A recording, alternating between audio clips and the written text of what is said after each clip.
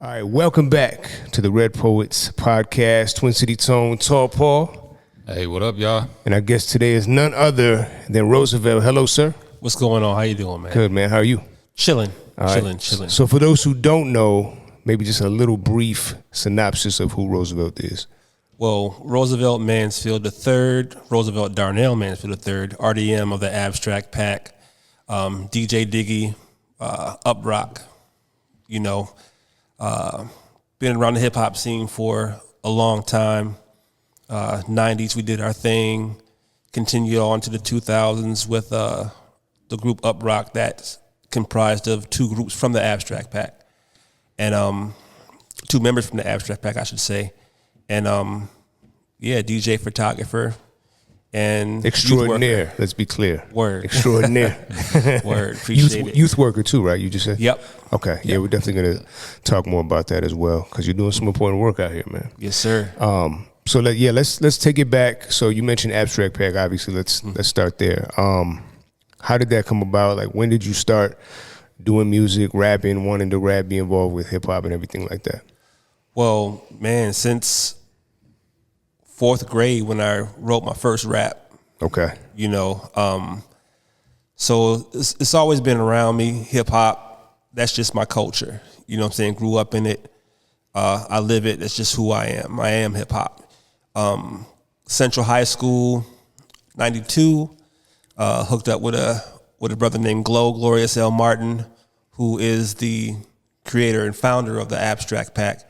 He got a lot of brothers together at school. He's like, he wanted to create a crew, and we just got together in Ron Rogaszewski's TV productions room in Central High School, and from there is history as far as the Abstract Pack. We did a lot of things in the city, opened up for a lot of people, rap pages, stuff like that. Won Twin Cities Hip Hop Legend Award in 2008. Mm-hmm. Featured in a documentary that's in the Minnesota History Museum.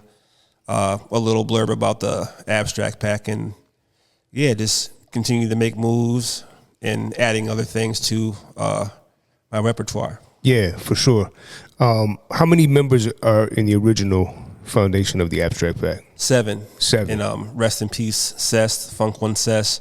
He passed away a while ago. Okay. Yeah, so 6 members alive, 1 upstairs. Okay.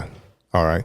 And then, so you said St. Paul Central, born and raised in St. Paul? Yep. You are? Rondo. Okay. I'm a son of Rondo. Okay. All right. Yeah. And you said you wrote your first rap in 4th grade. I wrote my sir. first rap in 4th grade too, I think. Yep. Yeah. And so RDM, that was my name, so it's mad corny. I'll just spit it. It's like the R is for rye bread and it's not stale. The D is for my name, that's Darnell. The M is for the mic that I hold in my pocket. I'm not Herbie Hancock, but I can still rock it. That's 4th grade. You know what I'm saying? Hey, that's not bad for 4th grade. I was like, I'm spitting. Right. You remember when you wrote your first rap, Paul? I think mine was probably around like 6th grade. I think more middle school, closer to that. Yeah. I mean, I don't remember what I wrote or nothing like that. But even if I did, I'm not going to spit it. I know, edit. Yeah, man. Okay. All right. So St. Paul Central, you guys form Abstract Pack. You're doing your thing. What are some of your most favorite memories about those early days? Like maybe like a studio session that stood out to you, or like you said, you opened up for some big names. Yeah, the most memorable is just kicking it with the fellas, man, and making music off of just how we interact. We made songs. We had a song called "Smoking That Shit." Eclipse, who's a DJ, back then the DJs had DJ pools, and actually they send you vinyl with the instrumentals. So we got the unreleased vinyls and started making songs out of them. Okay. And so Smoking That Shit was a cut where half of the brothers in the crew smoked, other didn't. And so we just like Which side were you on?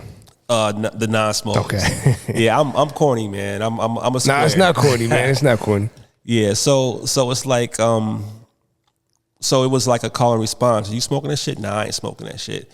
Or are you smoking that shit? Yeah, I'm smoking that shit. Okay. So we went back and forth to start battling within the crew. And so we didn't know that the impact of our music can get out of St. Paul. You know, all of a sudden, 4 months later, there's a song that Eclipse gets in the record pool called Smoking That Shit, saying the same thing, the same call and response. I'm like, whoa, how did they get our music? It's the exact same thing. And so that memory was like, okay, our music is actually powerful. People hear it outside of St. Paul. Mm-hmm. You know, so that was a good memory. That was in DJ G-Rock's basement, Eric Goodlow. And he opened his basement to us. We all recorded on a broken microphone. Half of the top is off, and try to put, napkins over it to buffer it. You know what I mean? The pop filter. Yeah, you know what I'm saying? So that was my favorite memories, man. We just living, just being with the boys and making music out of our experiences. Mm-hmm. Do you remember who the artist was that did the song? No, we were just heated. I bet. Writing battle raps, just like, you know what I'm saying? But yeah, I can't even remember, but it was word for word. Mm-hmm. Yeah, wow. It was ill, man. Yeah. Yeah. So they just straight copied the whole song? The whole song. That's wild. They said they knew we didn't have anything copywritten. Right. We're kids. Right. You know what I mean? So it's like, nah, we just taking this whole thing. Wow. That's crazy. Wow. Yeah. Blasphemous right there, man. Exactly. Yeah. And in our culture, when you bite like that, that's like right. Fighting words, MCs don't do that ever. Exactly. Ever. All right. Okay, so that's cool. Like humble beginnings with the studio sessions. Mm-hmm. You said you were using napkins for the pop filters. The microphone is broken. And then what about some of the early shows that you did? Like maybe not necessarily for like the bigger names. We'll get to that in a minute. But like, do you remember like some of those like underground spots that you guys were performing at? We any coffee shop, Rondo Days. Mm-hmm. If we pull up anywhere and cats is like, yo, we hip hop, we just like we battling. Mm-hmm. It's the crew, and there's a couple cats in the crew that beatbox, and we just, we just wanted to battle everybody. Like we're hip hop, we're the abstract pack, what? Yeah, type stuff. You know what I'm saying? Yeah, young dudes. You know what I'm saying? But like the Dinky Towner, Lauren Pasta Bar. Oh, Lauren Pasta Bar, I remember that spot. Yeah, and Dinky Towner too, but Lauren Pasta Bar for sure. Yeah. So stuff like that. We've been like all around, like Glam Slam. Wow. We did any venue around, we've been a part of it before it was named 2 and 3 times. You know what I'm saying? Yeah. Yeah. Yeah. What about any early battles that stick out? Is there like a legendary battle that you remember or anything like that? Not legendary. It's like it was always like a St. Paul versus everybody type thing. Mm-hmm. You know what I mean? And I don't want to call out any names and everything, but brothers grew up and became cool. Yeah. You know what I mean? Yeah. But yeah, it was always like cats are sleeping on St. Paul. Yo.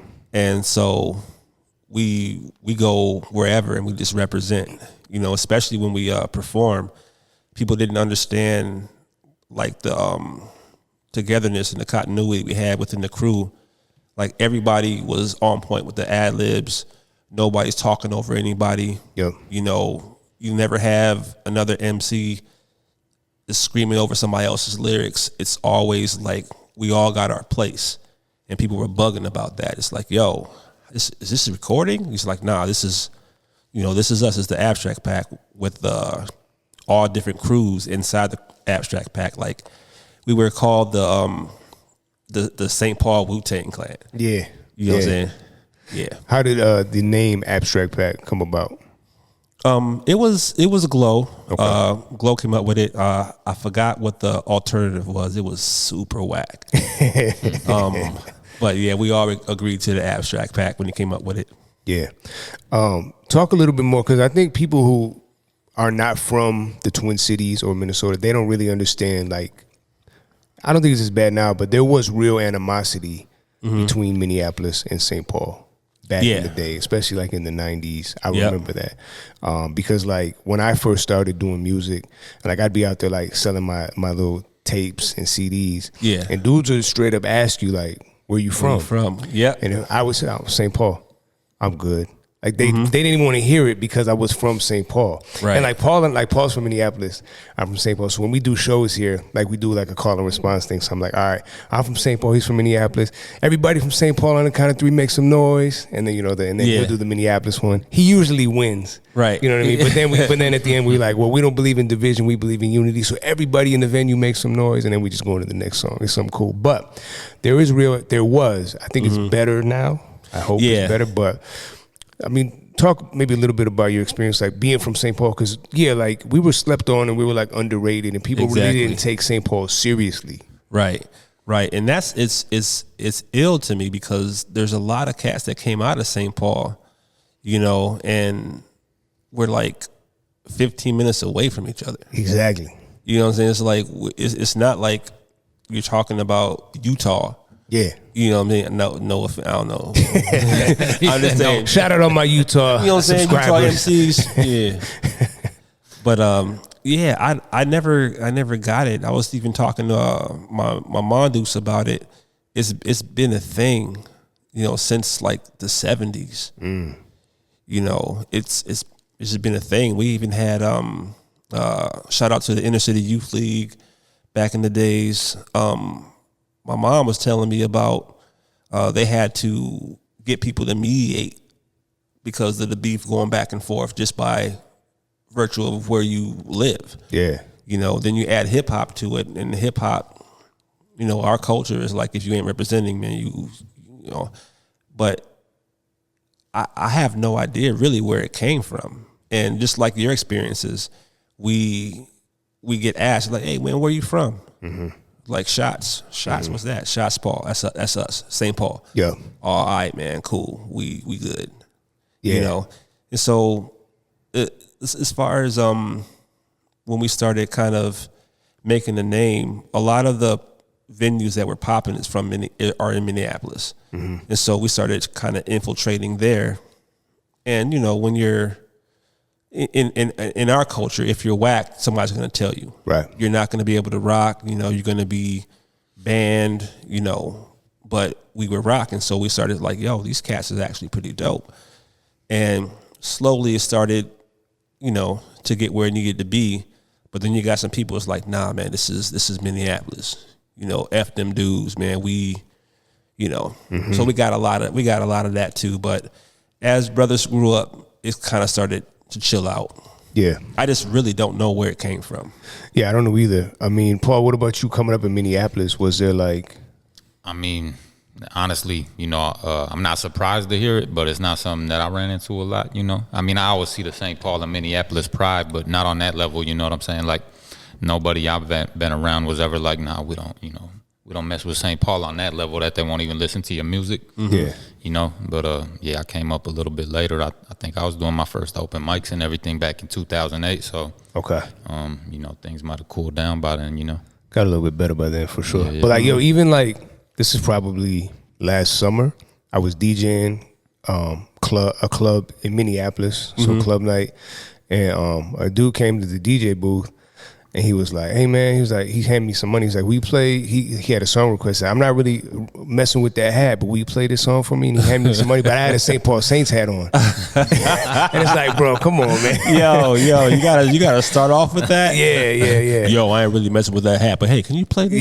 Yeah, so, and we laughed about, like, we're grown men, it's funny, but like, still to this day, like, he's a Minneapolis cat. Yeah. He's not rocking with the St. Paul Saints hat, so. Wowzers. Yeah, it's ill.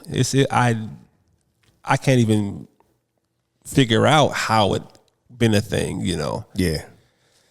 I mean, shoot, I can throw a rock in Minneapolis if I stand by the bridge on Lake Street or Marshall. You know what I'm saying? Right. It's like that's anyway. Yeah. What about like? Did you guys have any relationship with Rhyme Sears? Because you guys were kind of coming up around that same time. Yeah. Stress started to become like our manager. Oh, okay. But as far as the whole thing, even the headshot stuff, it's like when people talk or think about headshots, the crew, the collective, whatever, it was the thing that the Abstract Pack started. It was it was us. I didn't know that. Yep. So when it comes to the heads, we named St. Paul Shots Paul. So we had a mixtape coming out, and so we wanted to do it for the heads in the shots. So headshots. Yeah. Okay. You know, so that was the Abstract Pack's brainchild. And so we came up with the idea of making the big collective. And so that's how the beginnings of the headshots came about. You know, Full Circle, Black Hole, Urban Atmosphere. You know, it's like we got everybody together. So the headshots was an Abstract Pack thing, and it was a thing originally meant for the heads in the shots. Okay. Yeah. Okay. And so, you know, we was doing our thing. We had these microphone showcases, which was legendary back in the days. And What venue? one was the Capri Theater. Okay. That's a big one I remember because we opened up for Bismarcky. Wow. And rest in peace. oh man, that cat, he's like a hip hop Rain Man. You know, we performed smoking that shit at that venue.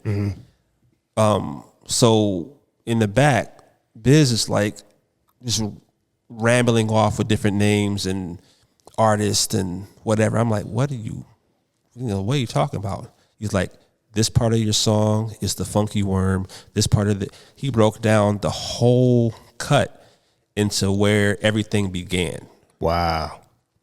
Mind blown. Just after hearing it one time. Right. Wow. So yeah, like a hip hop Rain Man. But every microphone showcase, a member of the Headshots won. So then the big one, you know, to kind of like everybody battle against each other, it's like, nah, we already won. You know, it's Headshots. Yeah. Headshots, you know what I'm saying? So, yeah, so, and I don't know exactly how things broke off with Stress and Rhyme Sayers, but that kind of dissipated. And, you know, they did their thing and we did our thing. Yeah. But, yeah, just for the record, the Headshots, the movement, the collective, the whatever, it started in St. Paul. Okay. For the heads in the shots. I never knew that. So that's interesting. Yeah, I didn't know that either. Where the shots come from? Glow. Okay. He's the main dude coming up with the, you know, the sayings, the names and stuff like that. But yeah, it's just I don't know exactly where the shots came from, but you know, it could be literal.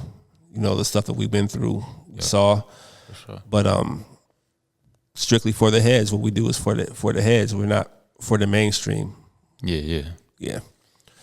So you said you didn't remember how things kind of broke off with Stress and Rhyme Sayers. Was there ever any talk of Abstract Pack signing with Rhyme Sayers, or did they not even really have the label like developed like that at that point? No, they didn't have the label developed like that. But Stress was making moves.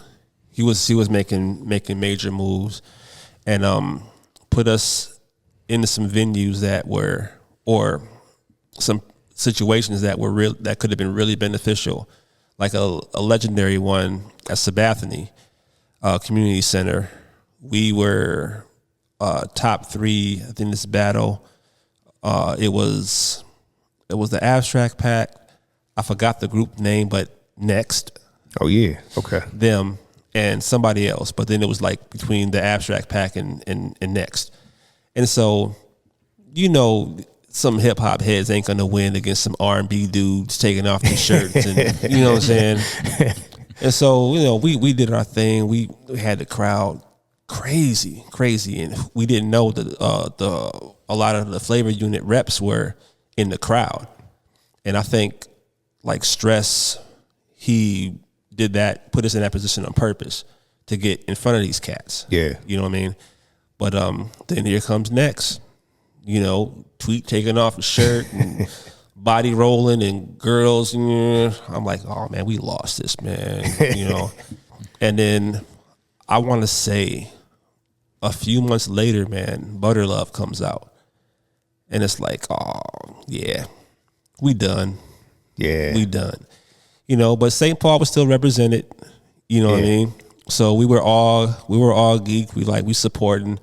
And so next is, you know, they fan. We the Paul. You know what I'm saying? So we wasn't too mad, but it was like, damn, the Flavor Unit was in the building. Yeah, right. And we just got beat out by these R&B cats. Mm-hmm. So was that like a low key part of that showcase? Was like whoever won was gonna get to talk to these representatives, or no? We didn't. Nobody knew. Nobody knew. Nobody Okay. knew. And I think certain people knew. I don't know for 100% fact, but I feel that Stress kind of knew. That's why he put us in that position. Yeah. You know what I mean? Yeah. So Yeah. Obviously, you know, Next went on to, they blew up and they were out of here. But just seeing, was that your first time like hearing about them or seeing them at that showcase? no. Funny thing, I forgot which one of the. Oh no, that's RL. He was, you know, he raps also, and we were at Rondo Days battling with him. Oh, really? You know what I'm saying? Yeah. And so, you know, he raps and breaks down in a couple little tunes, and then all the girls just pop out of nowhere, just like, what? You know what I'm saying? I'm like, man, just stop. 'Cause we can't come back then. If you had the girls on your team, Yeah. your money. Yeah. You know what I'm saying? We had the dudes like, what? You know. Yeah. But the girls, hoodies and Timbs, right? exactly. Yeah. So, yeah, nobody knew.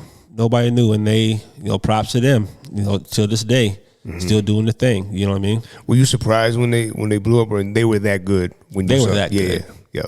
Yeah, they were that good. But back then we didn't really know how good everybody was. We just like, okay, these cats ain't whack. They're dope. Yeah. And so, and I mean, even now, when cats like, oh, you were from the Abstract Pack? Oh yeah. Y'all was this and this and this. We didn't know.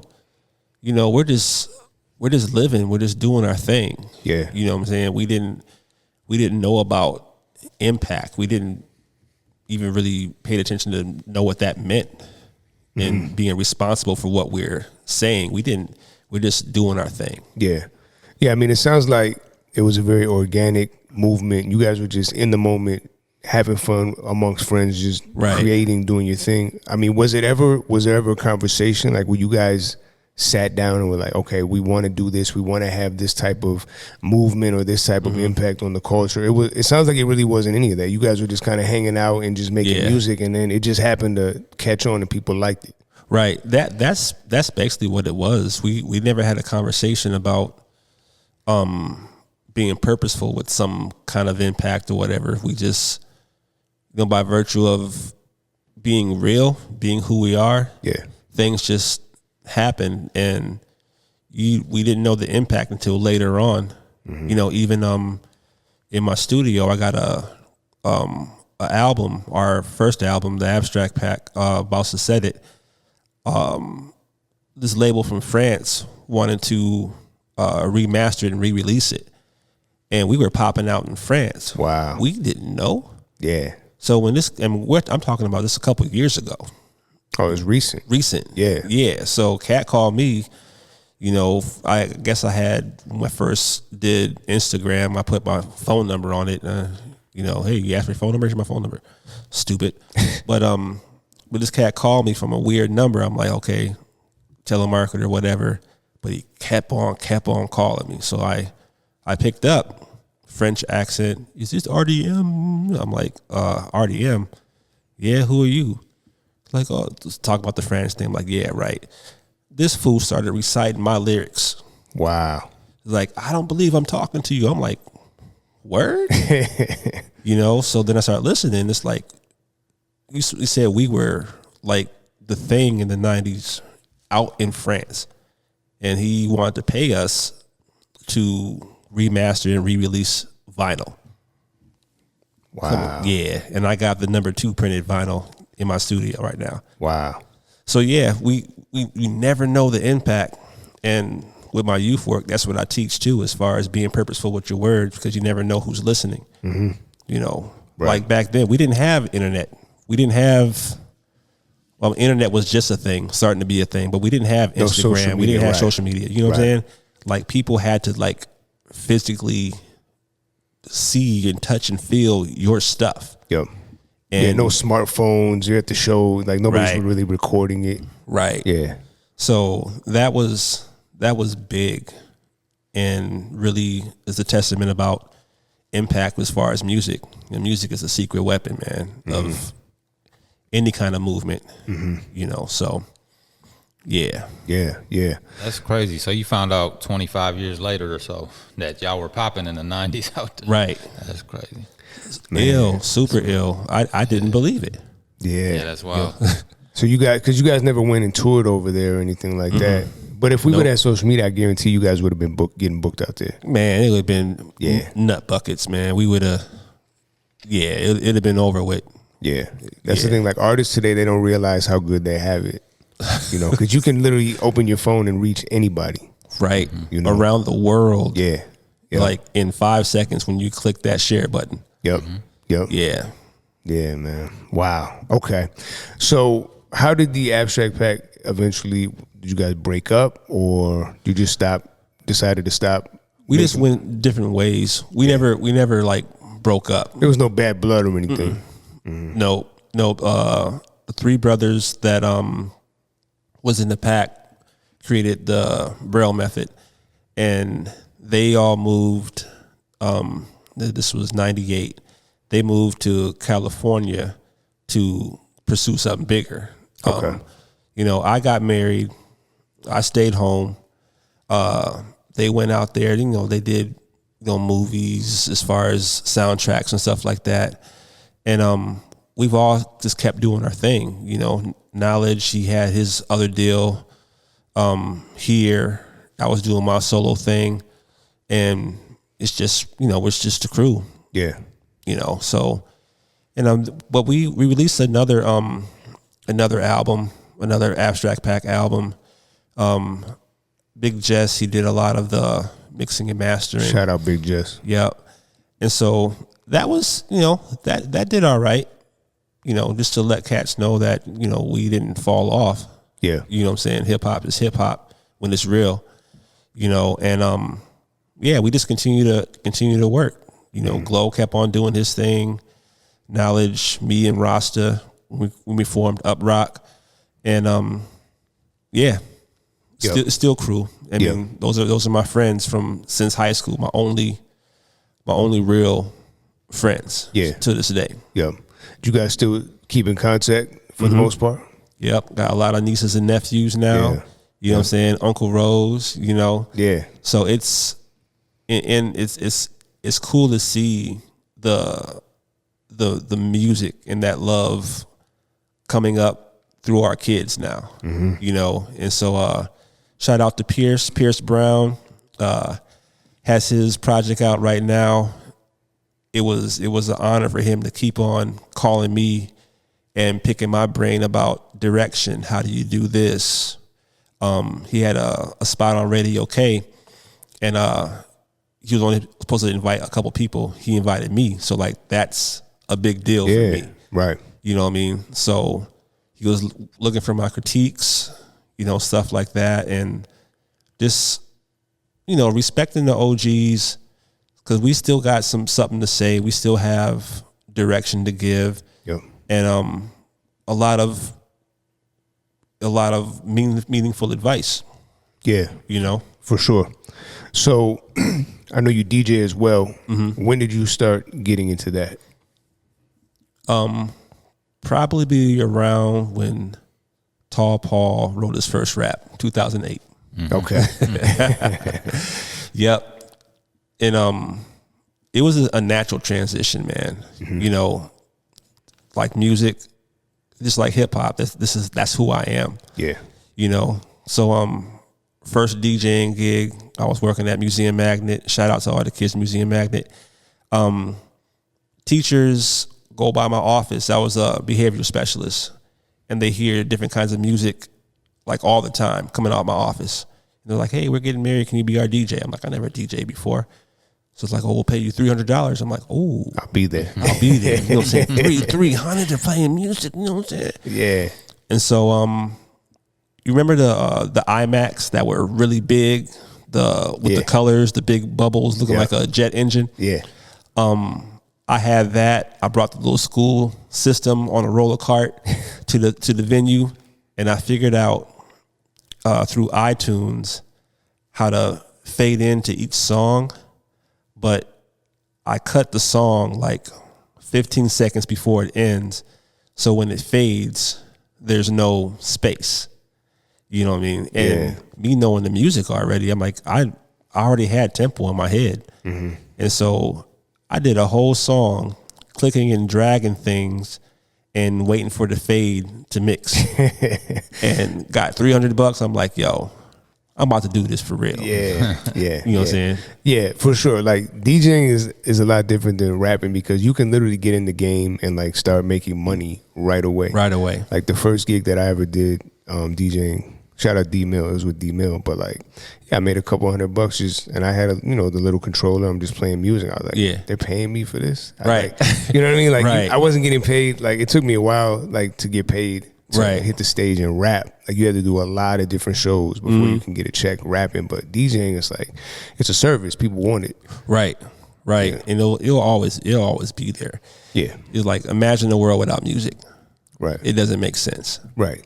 You know, just talk about AI and whatnot, but like, I was actually talking to my girl last night about this, because she said something about like people just having like Spotify playlists and trying to be, just like DJing rock a spot. And I was like, AI or a computer could never replace like the human element. Like, exactly. Like rocking the crowd and like responding to people and the energy in the room, like knowing exactly what record to play next. Like AI can't do that. Right. So right, they can do a smooth mix. I've saw it at a couple skating rinks. Yeah, and I'm just like, yo, that's way too perfect. And I'm looking at the person as the song is fading or mixed, hands up in the air. I'm like, come on, dog, you're not even touching nothing. Yeah, you know what I mean. But 2005. My bad, Tall Paul. Not 2008. 2005. First DJing gig. Okay. But yeah, man. So 20 years in the game now, DJing. Yeah, 20 years. Wow. Yep.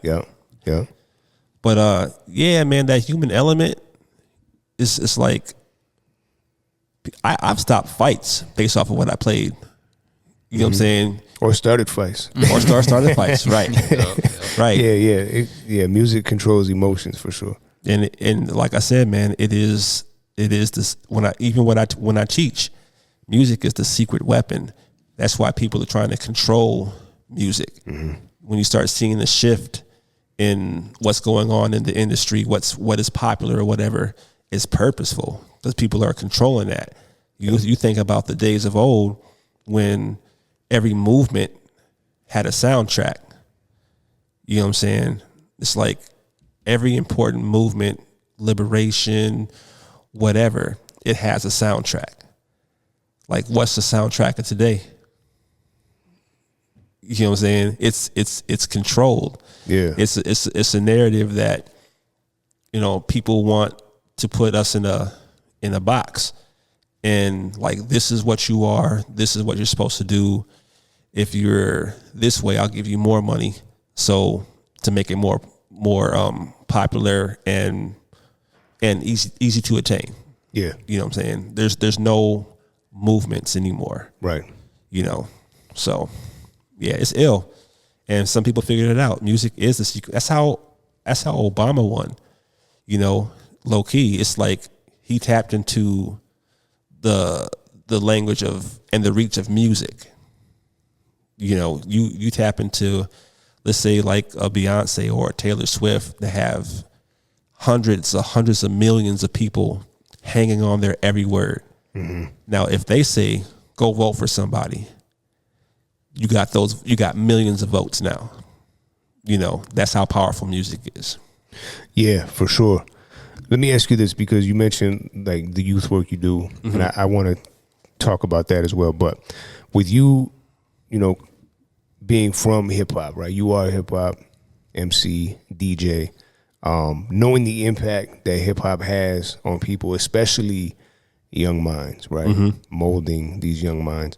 Do you feel conflicted ever with like, because man, some of this, I mean, listen, there was bad stuff when we were coming up too in the music, but like today I feel like it's even worse. Yeah. Like, so when you see like the effect that some of this music has on the young minds that you're trying to help point in the right direction, like how do you navigate that? It's honestly really tough. I didn't make an official announcement, but I used to do proms, for, whatever. Yeah. I can't do it anymore because it's messing with my soul. Some of the stuff that the kids want me to play, I can't even really play. Yeah, it's a clean version, but it's suggestive enough that it doesn't matter if you're saying the F word or whatever. You know what I'm saying? And it's effing with my soul. Yeah.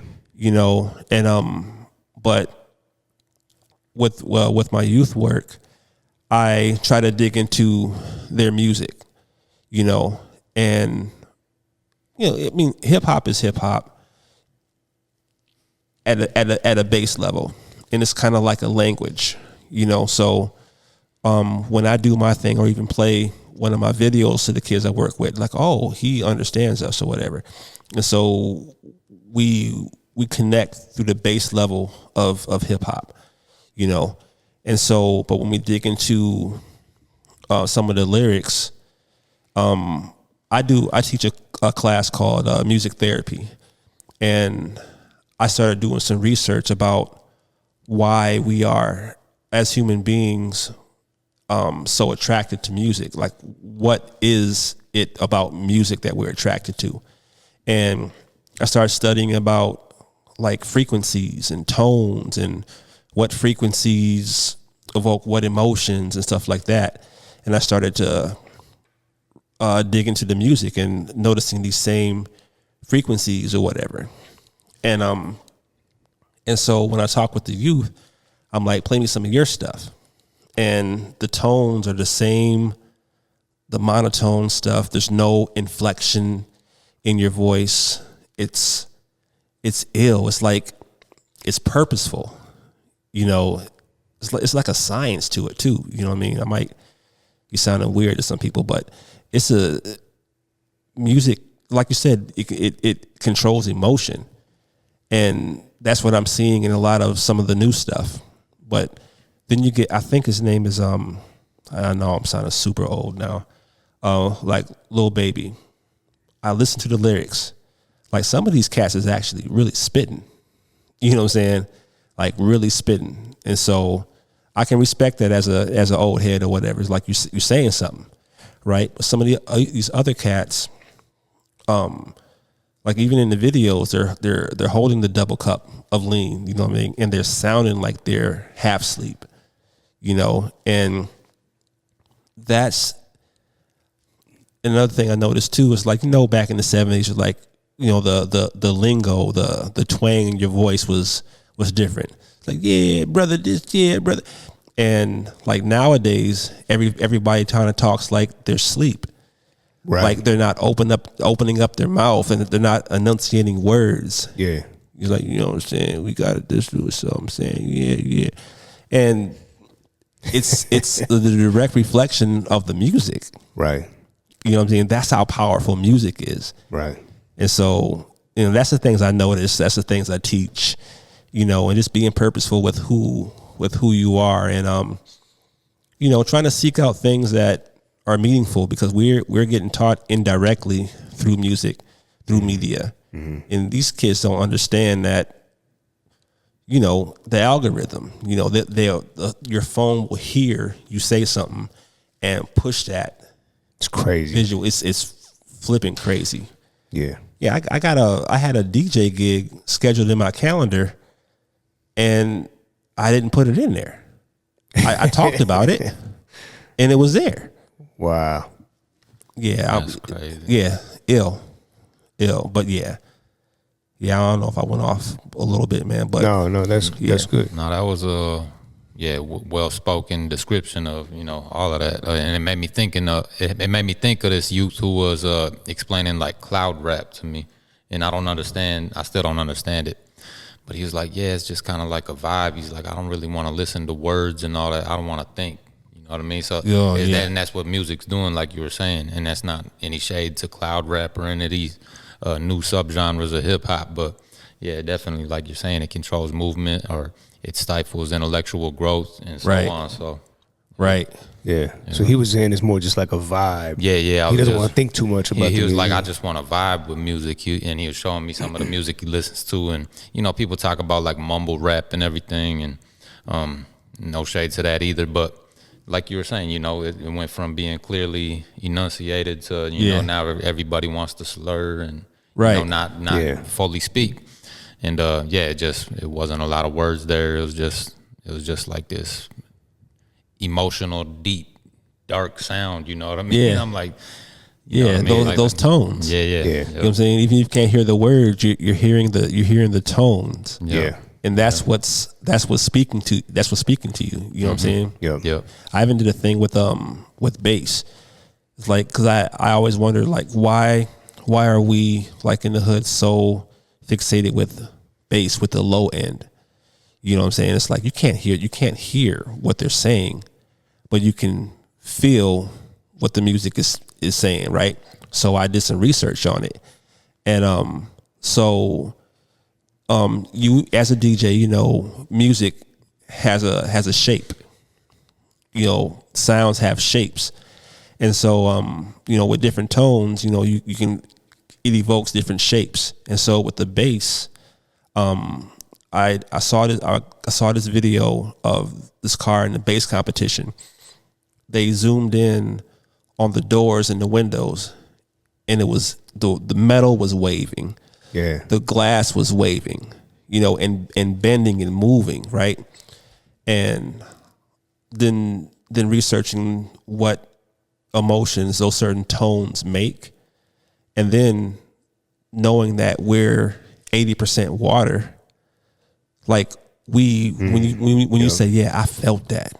Yeah, that's oh man, I felt that. So you literally felt it. You know what I'm saying? And so these different tones and these different songs you want to feel when it's nothing but low end, when it's nothing but bass. And that evokes different emotions and feelings too. So there's a science to all that. Wow. You know what I mean? What have you learned about like what type of emotions bass typically evokes? It's a lot of the tones that I was researching. It's calming. It's just calming tones. You know what I'm saying? And you don't want to like go and run or nothing. You just want to sit and chill and just feel it. Mm-hmm. So that's what I found out. Would you say bass could also like get you hyped up though? Oh yeah. Yeah. There's I'm still researching, but some of the trap songs there's the repeating tone of bass, and it's like doom doom doom doom doom like that I'm still trying to get like the scientifical reason or whatever, but that evokes a different kind of emotion, like gets you hyped, gets you want to jumping around or whatever. Yeah. But those certain combinations evoke that, and it's the bass tone. Mm-hmm. Yeah. That's interesting, man. I think of like Lil Jon and everything, and back in them days when he was really popping, like I don't know how many fights that man must have started. Man. Like, I swear, like you would be in a spot, and if you had a little bit of liquor in you or anything, or even if not, you might just find yourself subconsciously looking for drama. Right. It's crazy. Yeah. Real talk. Yep. And then mix that with the lyrics. Even if you don't think you're listening to the lyrics, your brain is still processing what's being said. Right. And that can have an impact as well. So it's like you got all that mixed up, and like you said, now you got the liquor involved. Yeah. It's a recipe, man. And people call it chants. the chants that we have. You know what I'm saying? Even from like all of our cultures, like chanting evokes different emotions. It's simple. It's easy to remember. Like that's the recipe for a successful hip hop album. Get a simplistic hook, like a chant, and everybody got it before the song's even over. Yeah. You know what I'm saying? Mm-hmm. So yeah, it's a thing. Yeah. You know what I'm saying? Yeah, for sure. Back to your youth work. How did you get involved in that? Like, how did you first start out? I was my first experience with youth work was as a senior in high school at Central. I was in a program called People Helping People, which is there were certain kids in the school that does peer mediation with conflicts before they suspend. So I was the first male and the first African American in that program, and it was just my thing. It's like how I grew up, you know. And so in high school, I was teaching peer mediation, people helping people, at Humboldt. We went to Anoka, White Bear. Like I'm traveling teaching as a senior. Wow. You know what I'm saying? And so after I graduated, my people helping people teacher, Chuck Nelson, he was in the ALC, Fresh Start ALC. He saw me at the mall working at a shoe store, Athletic Express. He's like, hey, can you? Well, Athletic Express. Athletic Express. You know what I'm saying? I remember. Go ahead, though. You know, and he's like, can you be my assistant? So, shoot, 4 months out of high school, I got into education as his assistant at the Alternative Learning Center. And it was easy for me. You know what I'm saying? This is these kids that get forgot about, you know, from the hood or whatever, gangs, but smart as hell, man. I mean, so innovative. Yeah. And it's like nobody gives these kids a chance to even be a success because of their perceptions on who they are, where they came from, you know? So that's became my life's mission right there. You should like make sure I give a voice to the voiceless. You know, I'm from the hood, you know what I'm saying? So I know when we don't have anything, we're the most creative people that create everything we need off of nothing. You know what I mean?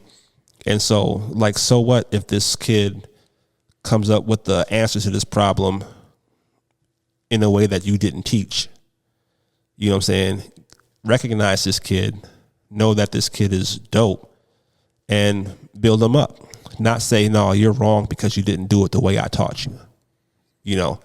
And so I'm 32 years in education right now. Wow. You know what I mean? Yeah. Yeah. So that was the beginnings, man. But, you know, our young people are amazing. Flipping amazing, man. We just need to give them a voice and help guide them in a way that will help build them. You know? Oh, that's deep. It made me think about like math teachers and stuff. Like when I was in school, like I could just do the math problems in my head and write it down. They'd be like, show the evidence, show the proof. Show your way. Not only that, but you got to show it exactly how I taught it. Right. And, you know, F math, you know. Exactly. You know what I'm saying? Exactly. Yeah. And it's like I would see you and it's like this kid has something special.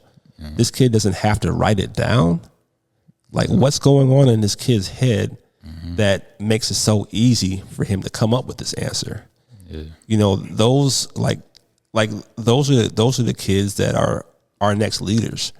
You know, our innovators, the people that don't follow a subscribed train of thought that makes the new thing. Yeah. You know what I'm saying? It's like, why not cultivate that? Right. You know? Yeah. Yeah. For sure. All right, so we talked about obviously emceeing, DJing, youth work, and then also we got to talk about the photography. Word. Right. So how did that come about? And before we go any further, Roosevelt's one of the illest photographers that I've seen out here. Word, I Did some appreciate great it. work a few weeks ago at the Culture Bearer dinner. Oh, yeah. And yeah, the Mon, photo shout out to center. Mon Yeah, dudes. shout out to my mother, man. She won the Culture Bearer award. But yeah, Yeah. Roosevelt was there shooting some amazing photography all night. So how did your journey in photography start? It's always, I didn't know it was always a thing with me, but it's always been a thing with art.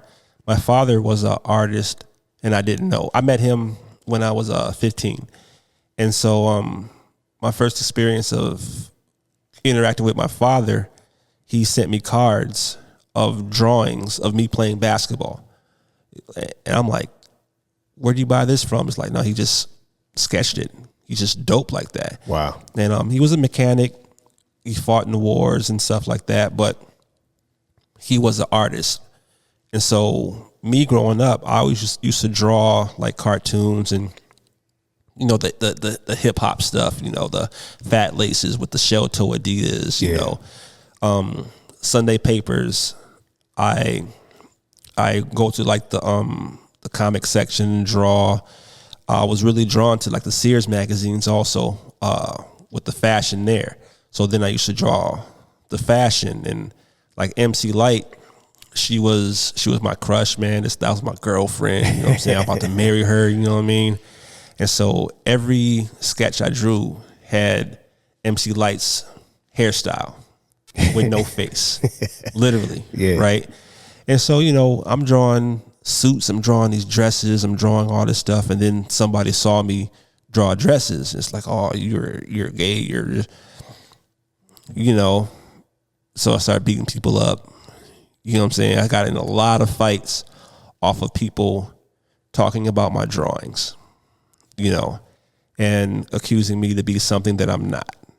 So I took that serious, and I kind of like, I dropped it. I like buried that part until my daughters started playing volleyball, and, you know, I'm waiting on different parents to take pictures of my kids so I can see my kids in action. I'm like, F that, I'm about to get me my own joint. Gave me an excuse to get me a DSLR, and from there I just kind of took off. You know, I started making money off of it, and I taught myself photography. Like, I'm a self-taught photographer. So I had all these ideas in my head that I can't explain to anybody. I can show you what's in my head. Mm-hmm. And so I started doing that. And I started learning how to do it more easy and really be creative and innovative with lighting. I like, even in these magazines, I'm like, I can do that. I can do that. You know, I can. That's easy. I know where the light's coming from. I can see it. Yeah. You know, I can see where the backlight is. I can see everything. So I'm like, I just got to figure out how to do it. And so that's where I am now. I'm like, whatever I can imagine, I can do now. You know? Yeah. Yeah. So I see things. I see people. I see music. I actually see music.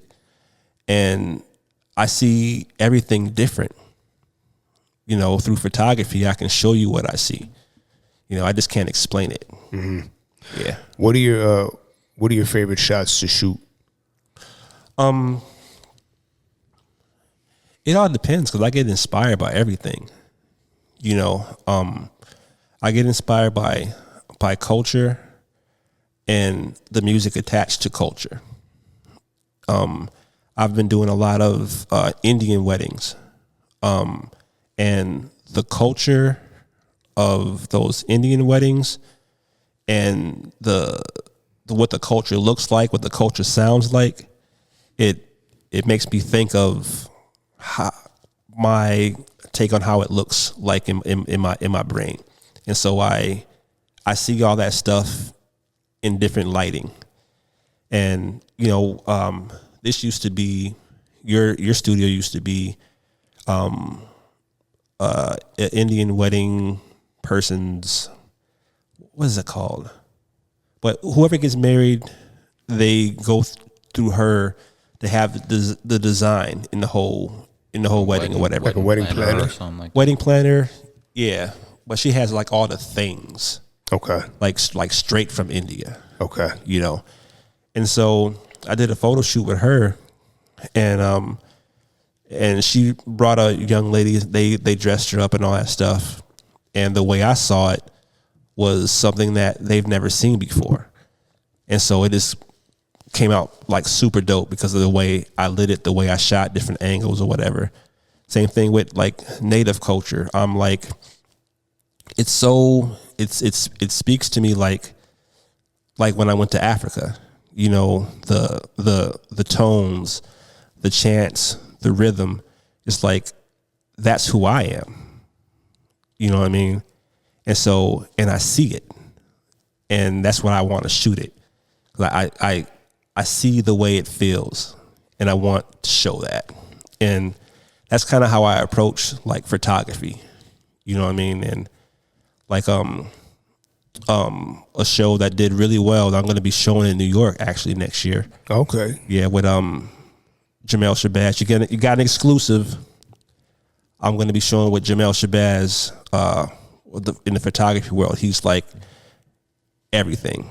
You know, he's hip hop. His first book, A Time Before Crack, showed the time before the crack epidemic hit New York, and it was all hip hop culture in the city, in Brooklyn, in the Bronx, or whatever.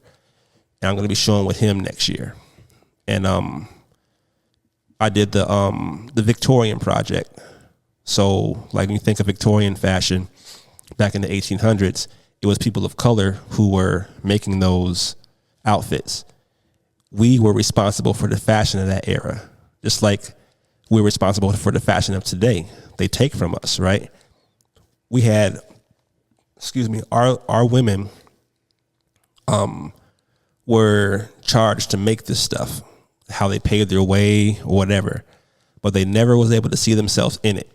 And we never got props for being the creators of this. So I want to put our people back in those outfits, but not us of the past, us of the future. And even you gotta remember, like the bustles were back in the days looked like they got a big butt. They understood where like their men are looking at our women and they're looking at their butts. So they figured out, well, I'm just gonna put it in my clothes because, you know what I'm saying, we influence everything since the beginning of time. You know what I mean? So that's what I wanted to show with that. So, and that's doing really well. You know, it's actually at 325 Arts right now. Okay. I had my exhibit last year. I got a thing up behind the Orpheum Theater, like 30 feet by 40 feet. I got one of my pieces there. You know, so things is going really good. That's good, bro. So when you're going to be showing in New York, is that the Victorian project that's going to be showing out there? Yep. Okay. All right. Yeah. That's super excited. My goal is to do the same thing in New Orleans. Yeah. You know, so when I go down there, like to see my little brother, shout out Milton Mansfield, I see the architecture, you know, I feel like what it's telling me, and I'm imagining like the people back in those days, like walking the streets and seeing that architecture and them like melting into the architecture. And I want to shoot that. Yeah. You know what I'm saying? Yeah. Yeah. Okay. All right. So the future is looking bright. Yeah. Yeah. Yeah. Yeah. It's not making me rich yet, but the key word I'm is working yet. on it. The key word is yet. Yet. Yeah, for sure. Word. Well, Roosevelt, we appreciate you, man, stopping by. You're doing a lot of great work out here. Thank you. I want to give you your flowers right now. I appreciate you, man. Absolutely. Paul, you got anything else for Roosevelt? No, really great interview. Really insightful breakdowns of all these different things you're involved in. I appreciate it. Yeah, man. Word. And I've been following you since you've been doing your thing, man. Oh, yeah. You know what I'm saying? It's like real hip hop recognizes hip hop, man. Yeah. You know, you've been doing it for a minute and like on the solo tip. Yeah. So like, yeah, we see you. Yeah. I appreciate it. Yeah, man. All right. Shout out both of y'all, man. Word up. We out. All right. Peace. One.